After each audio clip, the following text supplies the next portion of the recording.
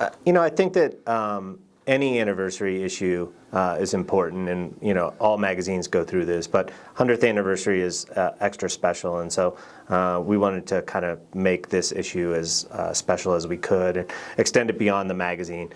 In a place like New Mexico, I think history is very present, and that makes our job a little bit easier, but also a little bit harder. And so I think that was some of the challenges that we started with this project. I think editorially, my goal was really to just kind of use this milestone as a celebration of New Mexico's people, culture, landscapes, and traditions. We didn't want to do a lot of navel gazing. We had some ideas for ways that we could look back at the magazine's history, but we really wanted to use our anniversary as a way to celebrate the state of New Mexico. And some of the key initiatives we had in mind were we wanted to have monthly kind of anniversary content. So starting in July of 2022 all the way up to the anniversary year of July 2023, we had a couple pages in each issue just to start to introduce things. We created the Centennial Cookbook in September of 2022, which was, I believe, 50 recipes from the history of the magazine, both contemporary chefs and ones that are long since passed. We also had an exhibit with the New Mexico History Museum, which kicked off February 2023, and that ran, I believe, a year. And it was just kind of a retrospective of the magazine over the history, and it just kind of gave people that maybe weren't so familiar with the magazine just a glimpse of a little behind the scenes of what happens, some of the events that we covered over that time frame as well. We created a microsite on our website, which kicked off January of 2023, and that included all the 100 years of covers, every single one of them, which was 1,139. All those had to be scanned and organized and resized and everything, and then our web team kind of put those in a gallery, which were searchable by year and by decade. And then we created commemorative posters, which came out the month that we put out the collector's edition issue. So we had the cover, which was a gatefold. We turned that into a cover that people could buy, which was either framed or unframed.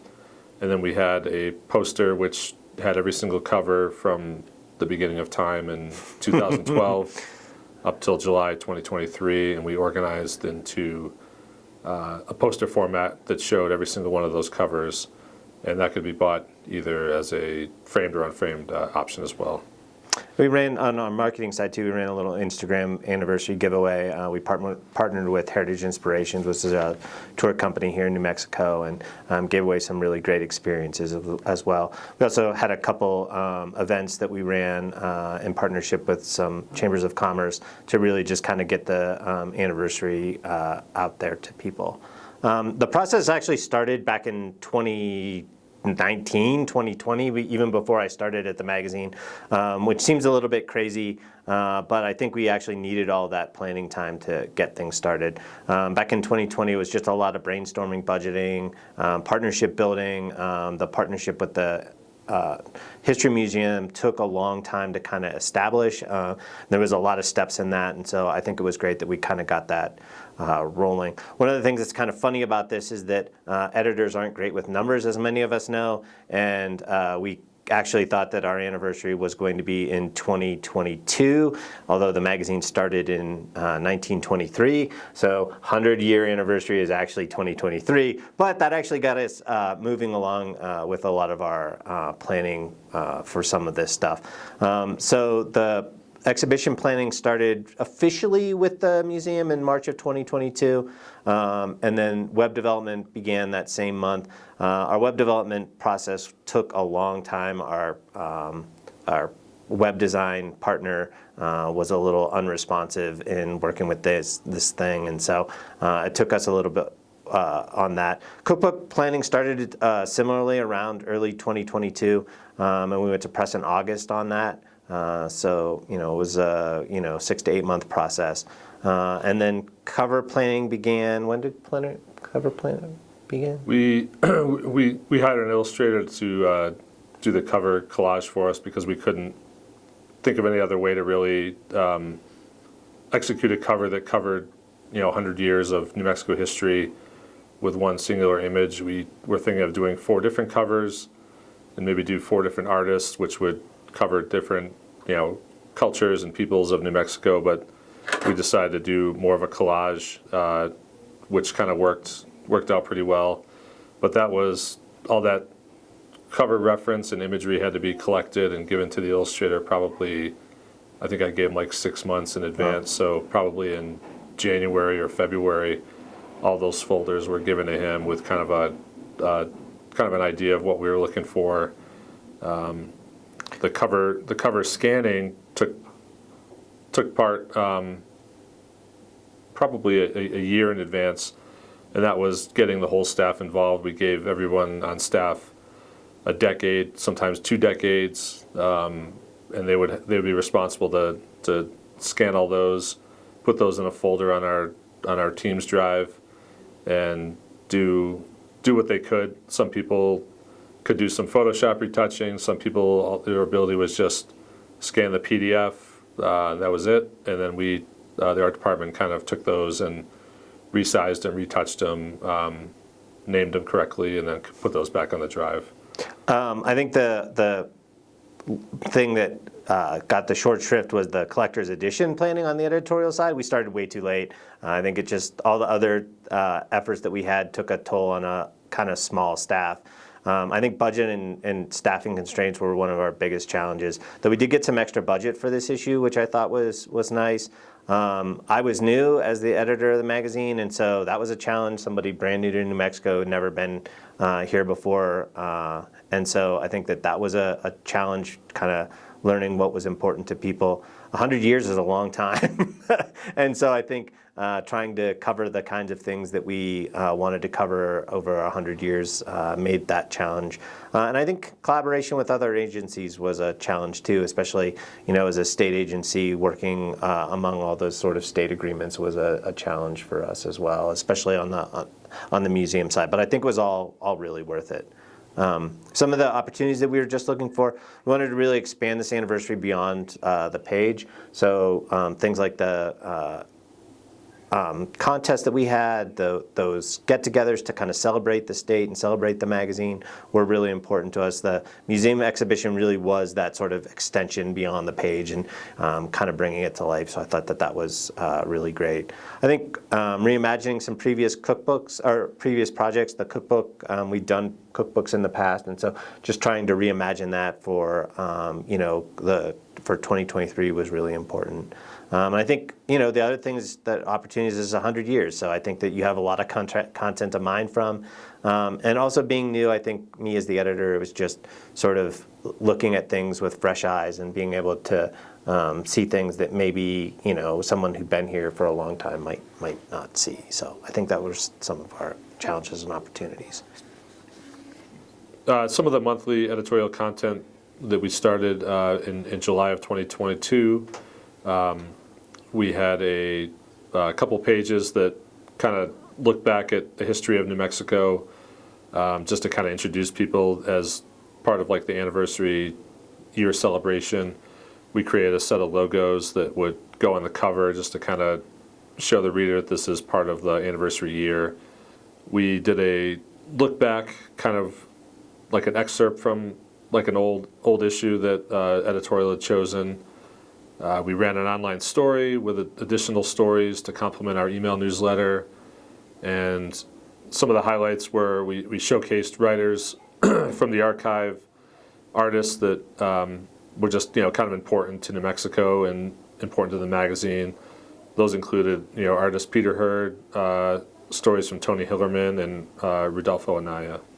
And I think the important thing about this too was this allowed us to kind of parse out the content from the past, and so we didn't have to do it in our actual anniversary issue. And it provided a nice lead up to that July 2023 issue as well. I think, you know, one of the big projects for us was this Centennial Cookbook as a part of our past. Like I said, we'd kind of done a couple of these cookbooks in the past, and so we had managing editor Molly Boyle work on this internally, and then we had an outside freelance and cookbook author, Lynn Klein, work on it editorially for us as well. And the idea was to kind of organize it around the seasons. So we had 50 overall recipes. 25 of those were from our archives, and 25 from our current or modern chefs. And then we commissioned some 4 food and culture writers to contribute essays to it to kind of kick off each section as well. Yeah, and we commissioned our food section photographer, Doug Merriam, to shoot every single recipe in the book. We had thought we might be able to use some from the archives, but those were largely unusable because the style was different. There was no original digital image to scan from or pick up anything, so we just said, let's make it look cohesive, and we just had him reshoot everything. He had already shot some of these photos for us anyway because he's been shooting the tasting section for years, so some of these were just pickup for him, but we wanted him to kind of keep everything consistent, so we had him shoot everything in the book. And from a business perspective, we printed about 5,000 of these, and we've sold roughly 50% of them, and we continue to sell them today. You know, we had a Mother's Day special that recently ran, and we continued to sell cookbooks, so it's been a good product for us as well. Like I said, Enchantorama, our museum exhibition, was this great collaboration with the New Mexico History Museum. It was really sort of the brainchild of our former managing editor. The exhibition ran from April 14th to February 16th, though it got extended for a couple months at the History Museum. It really showcased the magazine's evolution. I think that one of the things that when you're running looking at an anniversary issue, especially in a state like New Mexico, there were some things that you look back on in the past that you might not be as proud of, and some things that were a little bit troubling. And I think that the History Museum really did a nice job of not only touching on some of those things, but not overemphasizing those. And I thought that they did a really nice job on that. So they focused on some of the key moments in history in New Mexico and its unique cultural celebrations. There was a really great mid-century office space with a rotary phone and like the sounds of clickety-clacketing typewriter. And there's over 200 photos from the magazine's history, which I thought was really awesome. Yeah, it was really well done. Yeah, for sure. You want to talk about the anniversary microsite and cover archives? Yeah. So the microsite was a huge pain. It was a hard process. There was a lot of work involved. Yeah. Just from working with our web host, Simple View, they had to create this from scratch, so we had to work with them. I think we started probably a year out talking about this and planning, approving looks that kind of worked with the rest of our site, and we needed a microsite that would house all this content in our archive, because we only wanted to do this once, so we wanted to do it right. And like I said, we had to scan over 1,100 covers. Those needed to be edited, retouched, organized, uploaded. So it was just a huge project, a lot of resources. It took the whole staff to get this done in the time frame we needed. I think part of what the microsite allowed us to do too was it allowed us to feature content on our regular homepage, but also then it fed into this microsite, and everything was tagged. And that was part of what the issue was for the web developer, was to just kind of make sure that we were able to do both of those things. But it was certainly a process, and that cover archive, it's been very valuable for us, but it was a real process. Yeah. At one point, we thought about having our entire archive scanned and digitized, but the cost on that was just really prohibitive, and so this was sort of our the thing we could do. Like I said, the planning on the 100th anniversary issue was just a little bit late, but I think it all came together. The cover gatefold was really amazing. You want to talk a little more about working with Neil? Yeah, we hired Neil Jameson, who is Sporting Press. I think that's what he goes by. We wanted to kind of come up with a cover collage that, encompassed the entire history of New Mexico, from everything, historical, iconic, aliens, Biscochitos, Zozobra, Route 66, everything. So we came up with this idea to kind of do this collage with him. He loved the idea. He was really on board. And that was part of kind of the main piece of the 100th anniversary issue. Was a gatefold. We sold the inside cover, which was nice. And then we had to come up with a 40-page feature, which was insane, but we pulled it off. We kept it simple. We kept it nice and clean on the design, just because we needed to pull it off within our time frame. I think we only had a 5-week cycle to pull off that issue. Yeah. And you could talk about the writers a little bit. Yeah. I think that the thing that we really wanted to do was celebrate New Mexico. That was the guiding theme here. And so we really wanted it from New Mexicans' voices. And so we commissioned some really great writers. Rob Martinez, the state historian, Lucy Tapahanzo, who's a fabulous writer, Philip Connors, who's a fire watchman. He's written a couple books about it. Levi Romero, who's the poet laureate here in New Mexico. Carmela Padilla, who's a well-known columnist here in New Mexico, writing about chilies. And I think that we just really wanted to kind of touch upon all of the things that New Mexicans love about this state. And I think that we supplemented that. Besides commissioning those writers, we also identified people who we wanted to be a part of the issue and did first-person interviews with them so that they weren't tasked with having to do the writing themselves. And I think that that was a nice balance of having writerly voices, but also then allowing people to have their own voice in the magazine. And I thought that was fun. We mixed in just some little quotes here and there that just kind of helped us touch upon things that people might expect to see in an issue like this, but we didn't have the space to cover. So I thought that was fun. Yeah, we also did some special anniversary rates. I can't exactly remember what they were, but I think we gave discounts for a few things. I think it was 1923 for a half page, so the year that we were founded, which kind of fit with our advertising rates, but they got a nice little discount on that, and I think that they were able to apply that for like beyond 3 months, so they were able to apply that just beyond this issue. The newsstand, I think we did really well on this issue. We had almost 6,500 issues out on newsstand. We sold 2,700 of those for about 42%, which is the best we've done since I've been here, and probably the best we've done in probably a decade. So we thought that was really good, and we still have those issues for sale on our Shopify website as well. Nice. John, I also wanted you to talk about that opening spread too. It was really fun. I thought you did a nice job with that. Yeah, that was, we were trying to figure out how we introduce this package, and it's like, well, why don't we just show every single cover we have? Right. And so we came up with the collage and kind of just overlaid it and used it as kind of just a design element. And that was the beginning of the idea about the poster. It's like, well, we have this graphic already.